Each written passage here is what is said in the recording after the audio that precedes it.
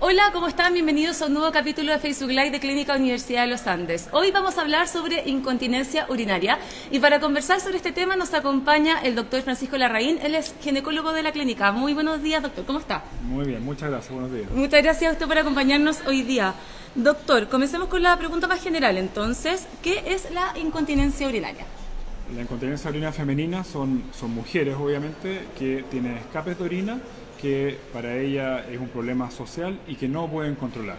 Entonces, la paciente que una vez al año está con unas amigas, muerta de la risa, en una fiesta, qué sé yo, y tiene escape de orina, eso es normal, eso no es incontinencia de orina. Pero la paciente que se sube a la cama elástica, o que está en baile entretenido, o que levanta la bolsa del supermercado y tiene escape de orina, eso es incontinencia de orina. Y es algo muy frecuente, esto afecta al 50% de las mujeres, lo que hace que sea un motivo de consulta bastante recurrente. Claro, ¿y por qué se produce esto, doctor? ¿Cuál es la explicación? Hay dos incontinencias de orina que son muy distintas y que uno con una buena historia, con varias preguntas, uno las puede diferenciar con una sensibilidad muy alta. Una incontinencia de orina de esfuerzo, ¿Ya? que son pacientes más jóvenes, 35, 45, que desgraciadamente nuestro gran enemigo es el parto. Guaguas muy grandes, partos traumáticos con forceps o partos muy largos o demasiado cortos podrían dañar el piso pélvico y producir esta incontinencia, y esa incontinencia se produce cuando la paciente hace un esfuerzo, cuando tose, se ríe, etc. Y otra incontinencia distinta, que es la urgencia, son pacientes mayores, pacientes de 55, 60 años, que de repente están sentadas y tienen ganas de purete ir al baño y no alcanzan a llegar. No tosió, no se rió, o que en la noche se levanta muchas veces al baño, y eso es un problema más bien neurológico. Es una vejiga hiperactiva, que es una vejiga que es apurete, que le dan ganas muy imperiosas de ir al baño. Los diagnósticos son distintos, las historias son distintas y los tratamientos también son totalmente distintos. Por eso lo importante es una buena historia. Claro, y por ejemplo en el primer caso que usted mencionaba, mujeres entre 35, 40, 45 años, generalmente se da por los embarazos, pero también hay otras patologías que pudiesen desencadenar esta incontinencia. La verdad es que el tema genético pesa muy poco acá. Ya. Si una paciente no ha tenido embarazo, no ha tenido parto, no ha tenido cirugía del piso pélvico y tiene incontinencia de orina de esfuerzo, hay que pensar mal, eso es muy raro. Lo frecuente es que sean pacientes, como lo dije, que han tenido embarazos con huevos muy grandes, embarazos gemelares, que han subido mucho de peso, que han tenido partos traumáticos, partos con forceps, partos difíciles. Entonces, el comentario no es llamar a la cesárea por ningún motivo, Claro. pero a una buena atención de un parto. Eso es súper importante. Exacto. Doctor, ¿y cuáles son los tratamientos para ambos casos? ¿En qué consisten? Son totalmente distintos. La incontinencia de orina de esfuerzo, que estas pacientes que tienen incontinencia al hacer un esfuerzo, el tratamiento de los casos bien leves, que es algo muy ocasional, es kinesioterapia. Son ejercicios especiales que restablecen la musculatura y andan bastante bien, pero son para toda la vida. Porque es un músculo, son músculos, que si uno deja ese ejercicio, el músculo obviamente no hace su función. Y en los casos más moderados, severos, el tratamiento es quirúrgico. Es una cirugía muy simple, que consiste en colocar una mallita debajo de la uretra. Esto es vaginal, no se ve nada por fuera, y restablece el piso dañado por el parto, por el procedimiento, y la paciente queda continente. En las incontinencias de urgencia, que es el otro tipo, que son las más raras, de pacientes mayores, más infrecuentes, el tratamiento es médico. Esa paciente no se opera porque la cirugía no va a servir para nada, en el fondo.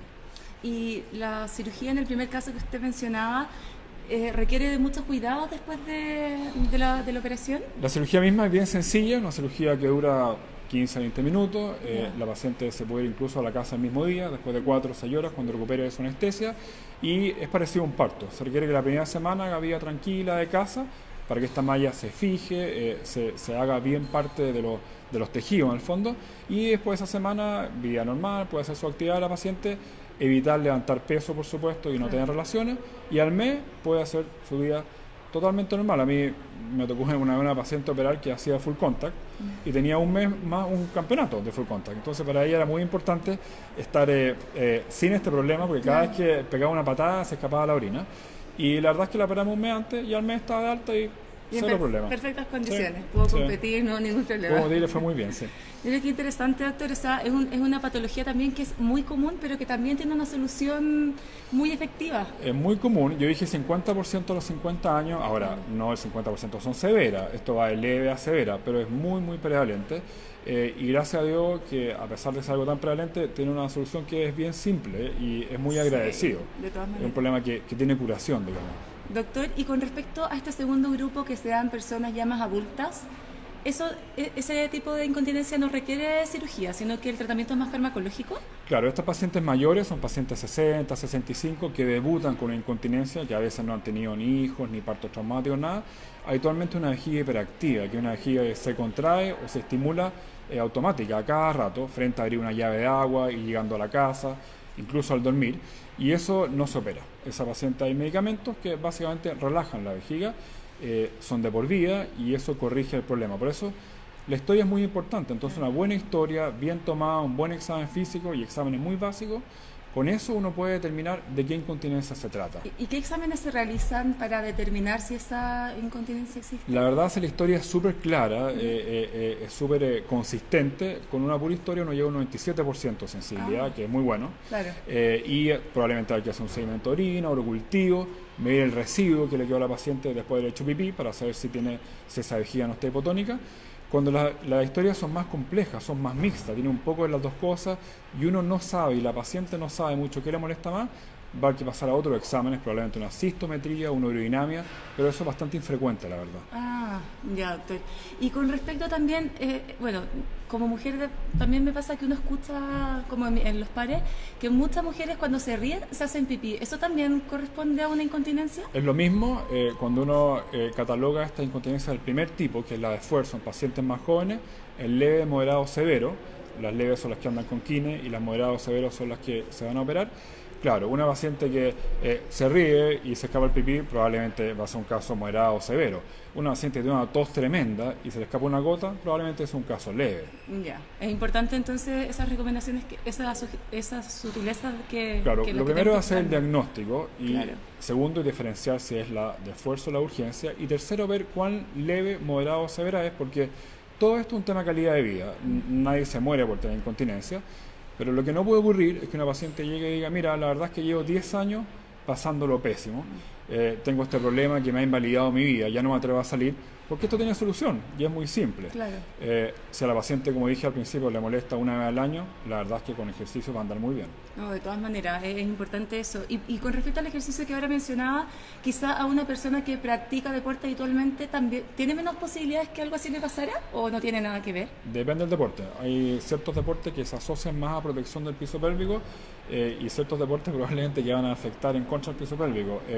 En todo caso, cuando las indicaciones de ejercicio en los casos leves, es importante que sean hechos por kinesiólogos y un kinesiólogo experto en el tema. Por supuesto, un kinesiólogo de kine respiratoria no va a estar dedicado al tema del piso pélvico, entonces tiene que ser un kinesiólogo dedicado al piso pélvico. De todas maneras, y con respecto también a la etapa de la menopausia en la mujer, las mujeres que están viviendo esta etapa de su vida también podrían ser más propensas a tener esta patología o no necesariamente. Sí, hay una teoría que en el fondo ya a esta altura ya está bastante consolidada, que las pacientes mayores, después de la menopausia, alrededor de los 49 años, tienen déficit de estrógeno y el estrógeno es la hormona encargada de tonificar el piso pélvico, la vejiga, la uretra, la vejiga, la vagina. Cuando se acaban los estrógenos, efectivamente a los pacientes empieza a aparecer más la incontinencia de orina. Sí. Está más asociado entonces a Sí. esa etapa de la vida.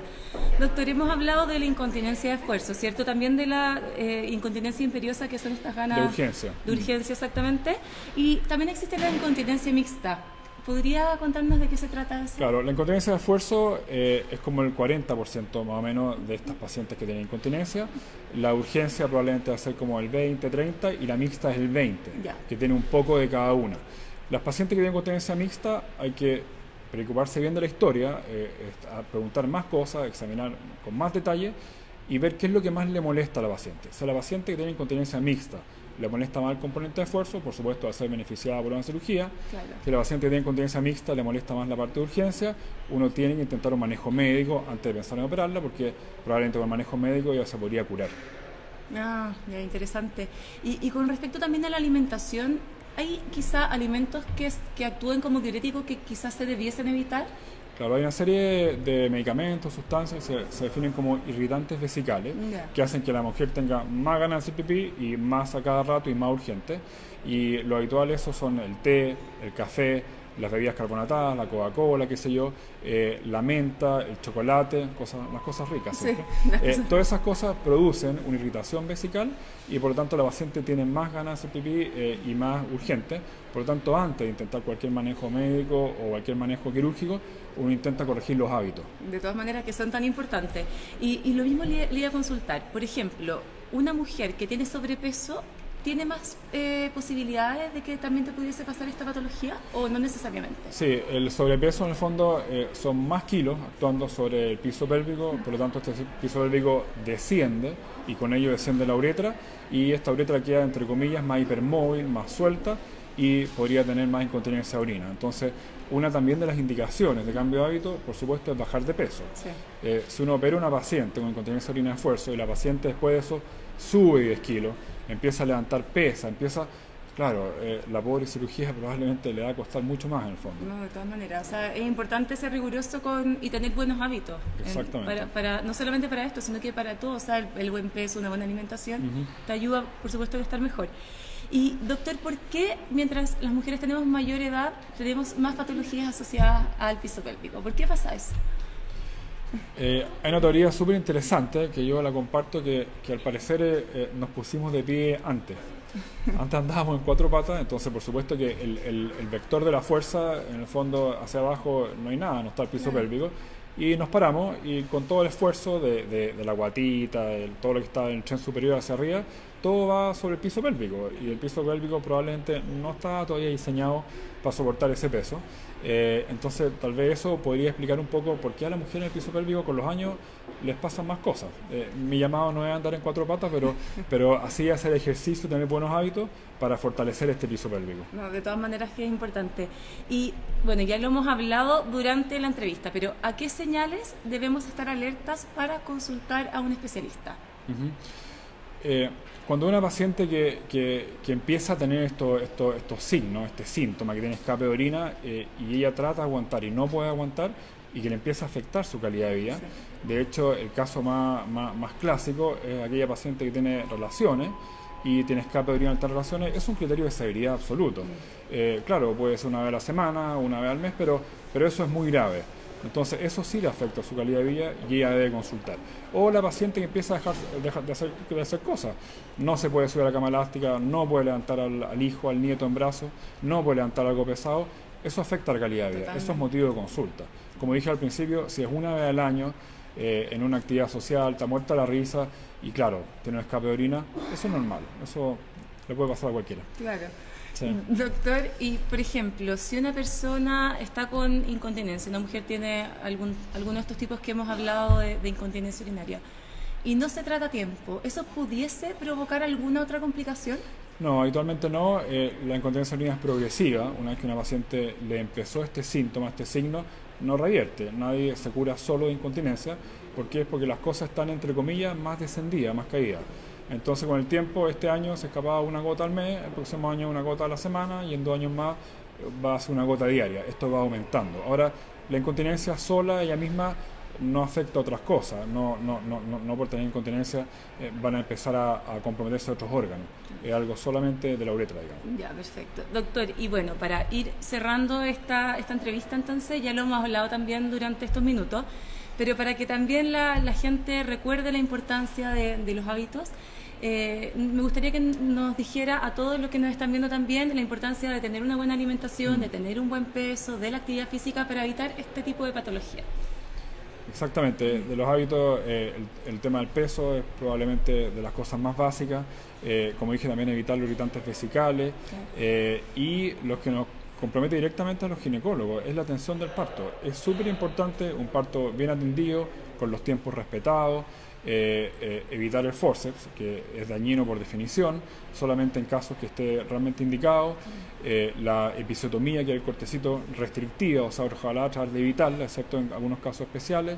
En fin, preocuparse de un parto bien atendido, con mucho cuidado, y ahí el riesgo es mínimo, versus un parto un poco, entre comillas, más bien abandonado, precipitado, que tiene mucho más riesgo. De todas maneras, escucha que es importante todo lo que usted acaba de comentar y también todas las recomendaciones que nos ha dado. Así que Le agradecemos el tiempo también y la buena disposición con nosotros para esta entrevista. Muchas gracias a ustedes. Muchas gracias y también les agradecemos a todos los que nos están viendo, nos pueden mandar las preguntas que quieran, las vamos a ir contestando. Así que muchas gracias por seguirnos y los dejamos invitados a una próxima edición la semana que viene. Vamos a estar hablando de tiroides, así que estén muy bien y que tengan un excelente día.